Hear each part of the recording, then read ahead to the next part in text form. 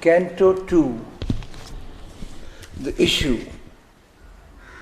A while withdrawn in secret fields of thought, her mind moved in a many-imaged past that lived again and saw its end approach. Dying, it lived imperishably in her, transient and vanishing from transient eyes, invisible, a fateful ghost of self, it bore the future on its phantom breast. Along the fleeting events' far backward trail, regressed the stream of the insistent hours, and on the bank of the mysterious flood, peopled with well-loved forms now seen no more, and the subtle images of things that were, her witness spirit stood reviewing time. All that she once had hoped and dreamed and been flew past her, eagle-winged, through memory's skies. As in a many-hued, flaming inner dawn, her life's broad highways and its sweet bypaths lay mapped to her sun-clear recording view from the bright country of her childhood's days and the blue mountains of her soaring youth and the paradise groves and peacock wings of love, to joy clutched under the silent shadow of doom, in a last turn where heaven raced with hell. 12 passionate months led in a day of fate. An absolute supernatural darkness falls on man sometimes when he draws near to God. An hour arrives when fail all nature's means. Forced out from the protecting ignorance and flung back on his nacal primal need, he at length must cast from him his surface soul and be the ungarbed entity within. That hour had fallen now on Savitri, a point she had reached where life must be in vain, or in her unborn element awake, her will must cancel her body's destiny. For only the unborn spirit's timeless power can lift the yoke imposed by birth in time. Only the self that builds this figure of self can raise the fixed interminable line that joins these changing names, these numberless lives, these new oblivious personalities, and keeps still lurking in our conscious acts the trail of old forgotten thoughts and deeds, disown the legacy of our buried selves, the burdensome heirship to our vanished forms, accepted blindly by the body and soul. An episode in an unremembered tale, its beginning lost, its motive and plot concealed, a once living story has prepared and made our present fate, child of past energies. The fixity of the cosmic sequences, fastened with hidden, inevitable links, she must disrupt, dislodge by her soul's force, her past, a block on the immortal's road, make a raised ground and shape anew her fate. A colloquy of the original gods, meeting upon the borders of the unknown, her soul's debate with embodied nothingness, must be wrestled out on a dangerous, dim background. Her being must confront its formless cause. Against the universe weigh its single self. On the bare peak where self is alone with naught, and life has no sense, and love no place to stand, she must plead her case upon extinction's verge. In the world's death cave, uphold life's helpless claim and vindicate her right to be and love. Altered must be nature's harsh economy. Acquittance she must win from her past's bond. An old account of suffering exhaust, strike out from time the soul's long compound debt and the heavy servitudes of the karmic gods, the slow revenge of unforgiving law, and the deep need of universal pain and hard sacrifice and tragic consequence. Out of a timeless barrier she must break, penetrate with her thinking depths the void's monstrous hush, look into the lonely eyes of immortal death, and with her nude spirit measure the infinite's night. The great and dolorous moment now was close. A mailed battalion marching to its doom. The last long days went by with heavy tramp, long but too soon to pass, too near the end. Alone, amid the many faces loved, aware among unknowing happy hearts, her armored spirit kept watch upon the hours, listening for a foreseen tremendous step in the closed beauty of the inhuman wiles. A combatant in silent dreadful lists, the world unknowing, for the world she stood. No helper had she, save the strength within. There was no witness of terrestrial eyes. The gods above and nature, soul below, were the spectators of that mighty strife.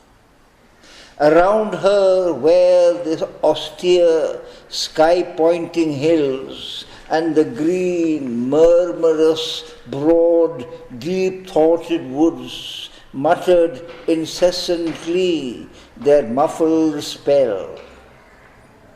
A dense, magnificent, coloured, self-wrapped life, draped in the leaves' vivid emerald monotone, and set with checkered sunbeams and blithe flowers, immured her destiny's secluded scene.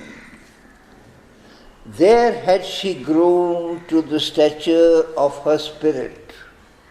The genius of titanic silences, steeping her soul in its wide loneliness, had shown to her herself's bare reality and mated her with her environment.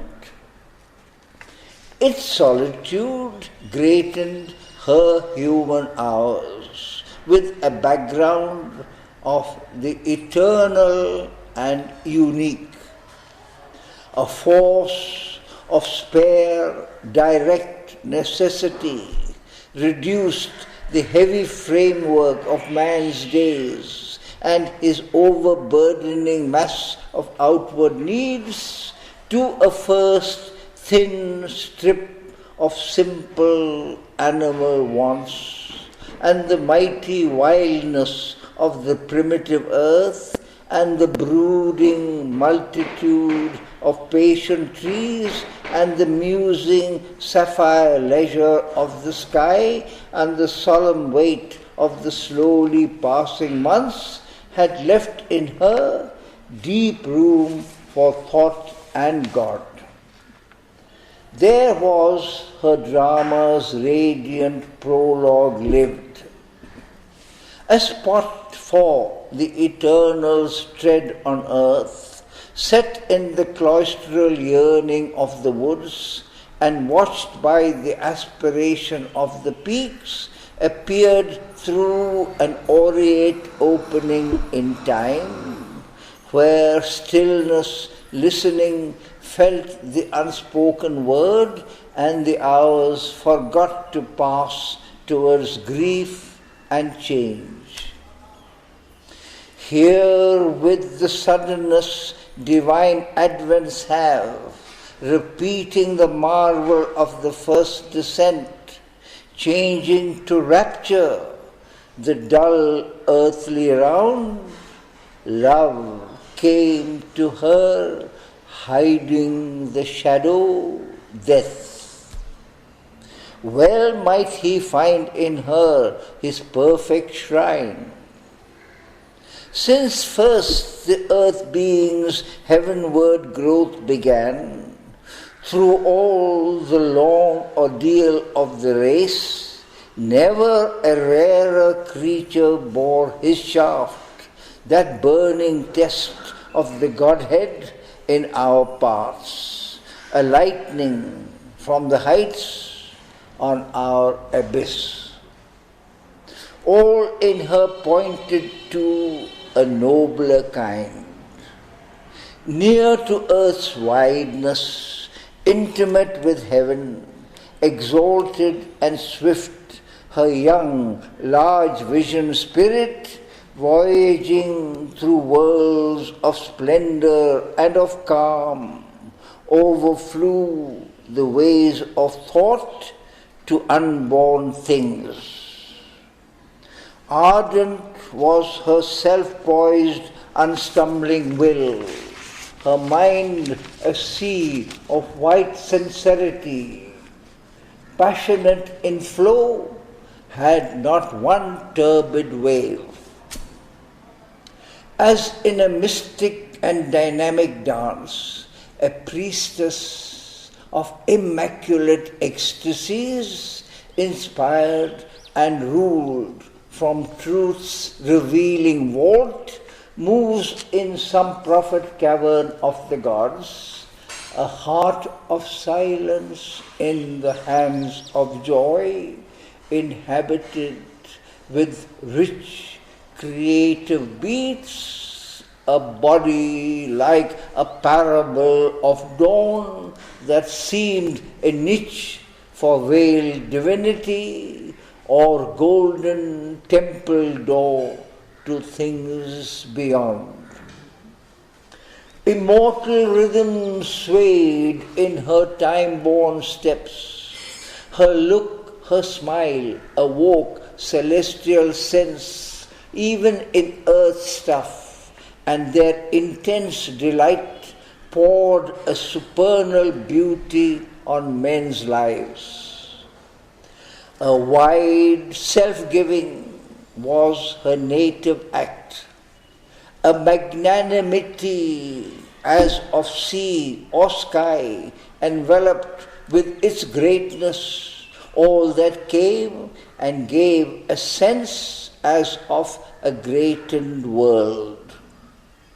Her kindly care was a sweet, temperate sun, her high passion a blue heaven's equipoise. As might a soul fly like a hunted bird, escaping with tired wings from a world of storms, and a quiet reach like a remembered breast, in a haven of safety and splendid soft repose, one could drink life back in streams of honey fire, recover the lost habit of happiness, feel her bright nature's glorious ambience, and preen joy in her warmth and colours rule. A deep of compassion, a hushed sanctuary, her inward help unbarred a gate in heaven.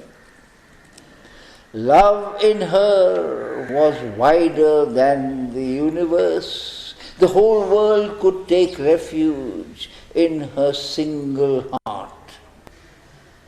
The great, unsatisfied Godhead here could dwell. Vacant of the dwarf self's imprisoned air, her mood could harbour his sublimer breath, spiritual, that can make all things divine. For even her gulfs were secrecies of light. At once she was the stillness and the word, a continent of self-diffusing peace, an ocean of untrembling virgin fire. The strength, the silence of the gods were hers. In her he found a vastness like his own. His high, warm, subtle ether he refound and moved in her as in his natural home.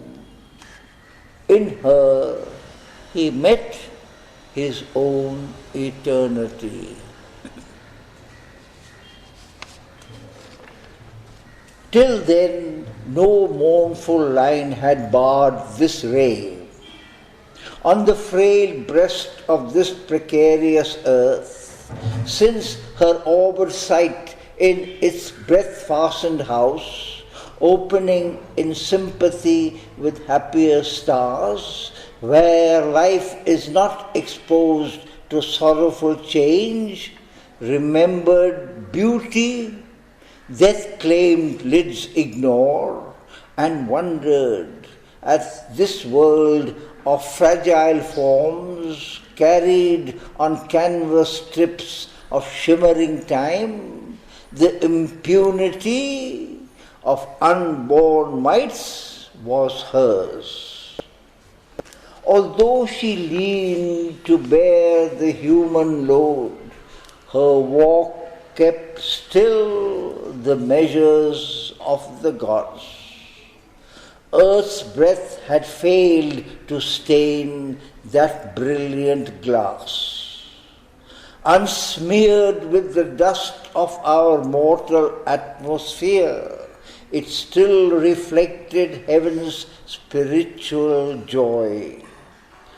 Almost they saw who lived within her light, her playmate in the sempiternal spheres, descended from its unattainable realms, in her attracting advent's luminous wake, the white fire dragon bird of endless bliss, drifting with burning wings above her days. Heaven's tranquil shield guarded the missioned child. A glowing orbit was her early term, years like gold raiment of the gods that pass. Her youth sat throned in calm felicity. But joy cannot endure until the end. There is a darkness in terrestrial things that will not suffer long, too glad a note. On her too closed, the inescapable hand. The armed immortal bore the snare of time. One dealt with her who meets the burden great, a signer of the ordeal and the path, who chooses in this holocaust of the soul death, fall and sorrow as the spirit's goads, the dubious Godhead with his torch of pain lit up the chasm of the unfinished world and called her to fill with her vast self the abyss. August and pitiless in his calm outlook, heightening the eternal's dreadful strategy, he measured the difficulty with the might and dug more deep the gulf that all must cross. Assailing her divinest elements, he made her heart kin to the striving human heart and forced her strength to its appointed road. For this she had accepted mortal breath.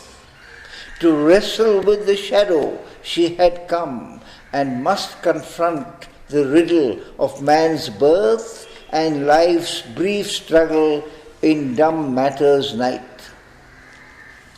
Whether to bear with ignorance and death or hew the ways of immortality, to win or lose the godlike game for man was her soul's issue thrown with destiny's dice. But not to submit and suffer was she born. To lead, to deliver was her glorious part. Here was no fabric of terrestrial make fit for a day's use by busy, careless powers.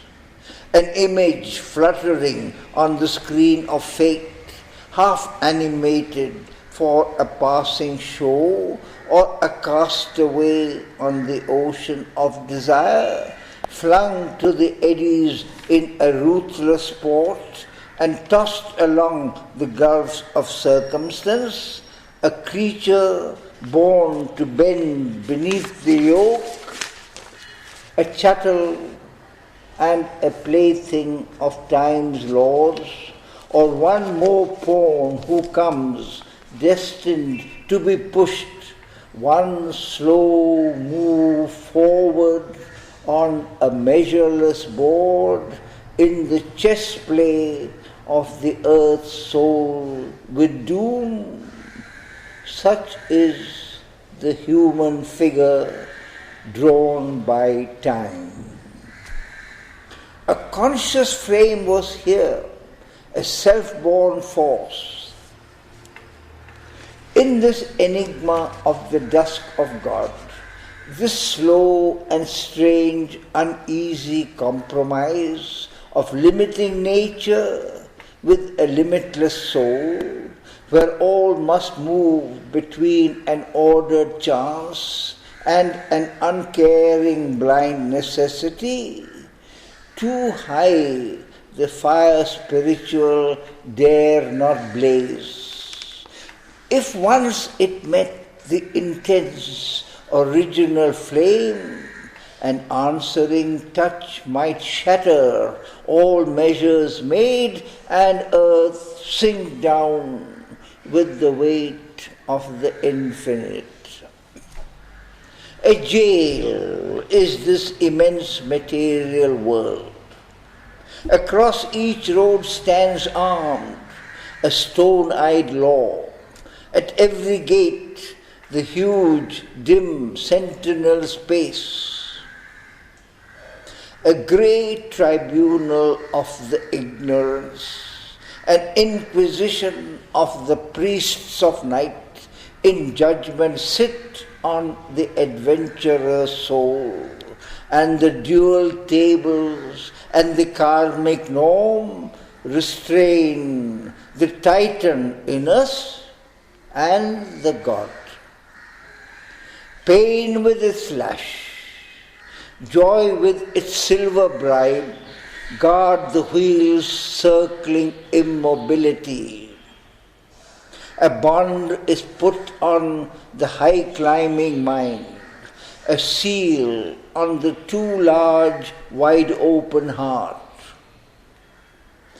Death stays the journeying discoverer life.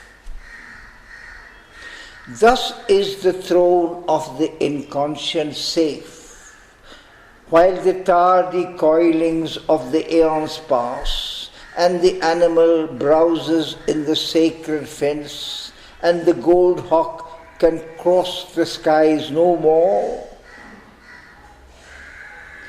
But one stood up and lit the limitless flame, arraigned by the dark power that hates all bliss, in the dire court where life must pay for joy, sentenced by the mechanic justicer to the afflicting penalty of man's hopes, her head she bowed not to the stark decree, bearing her helpless heart to destiny's stroke. So bows and must the mind-born will in man, obedient to the statutes fixed of old, admitting without appeal the nether gods. In her the superhuman cast its seed, inapt to fold its mighty wings of dream, her spirit refused to hug the common soil, or finding all life's golden meanings robbed, compound with earth, struck from the starry list, or quench with black despair the God-given light. Accustomed to the eternal and the true, her being conscious of its divine founts, asked not from mortal frailty pain's relief, patched not with failure, bargain or compromise. A work she had to do, a word to speak, writing the unfinished story of her soul in thoughts and actions graved in nature's book. She accepted not to close the luminous page, cancel her commerce with eternity, or set a signature of weak assent to the brute balance of the world's exchange. A force in her that toiled since earth was made, accomplishing in life the great world plan, pursuing after death immortal aims, repugned to admit frustration's barren role, forfeit the meaning of her birth in time, obey the government of the casual fact, or yield her high destiny up to passing chance. In her own self she found her high recourse. She matched with the iron law her sovereign right. Her single will opposed the cosmic rule.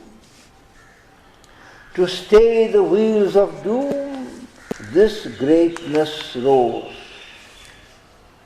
At the unseen's knock upon her hidden gates, her strength made greater by the lightning's touch, awoke from slumber in her heart's recess. It bore the stroke of that which kills and saves.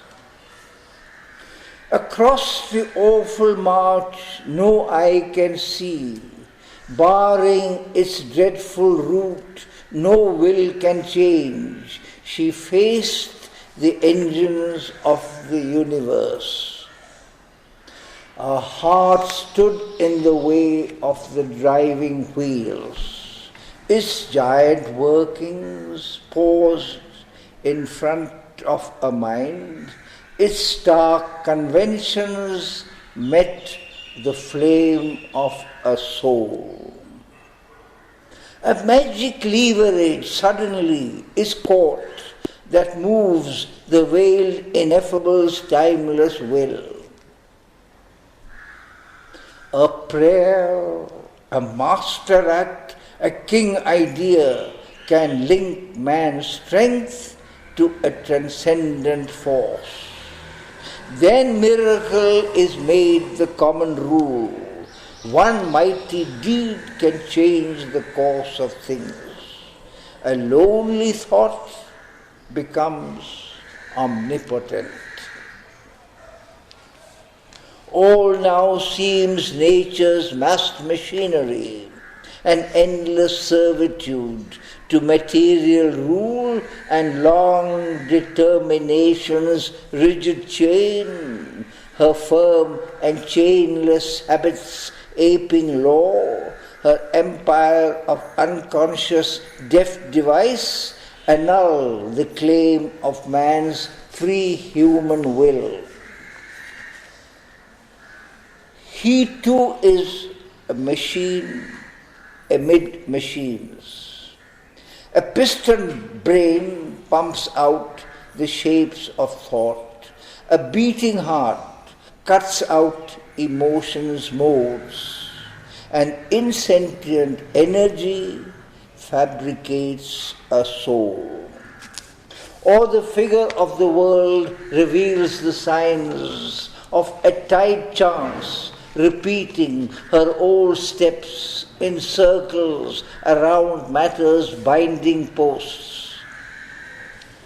A random series of inept events to which reason lends elusive sense is here, or the empiric life's instinctive search, or a vast ignorant mind's colossal work. But wisdom comes and vision grows within. Then nature's instrument crowns himself her king. He feels his witnessing self and conscious power. His soul steps back and sees the light supreme. A Godhead stands behind the brute machine. This truth broke in a triumph of fire. A victory was won for God in man. The deity revealed its hidden face. The great world mother now in her arose. A living choice reversed fate's cold dead turn, affirmed the spirit's tread on circumstance, pressed back the senseless, dire, revolving wheel, and stopped the mute march of necessity. A flaming warrior from the eternal peaks, empowered to force the door, denied and closed, smote from death's visage its dumb absolute, and burst the bounds of consciousness and time.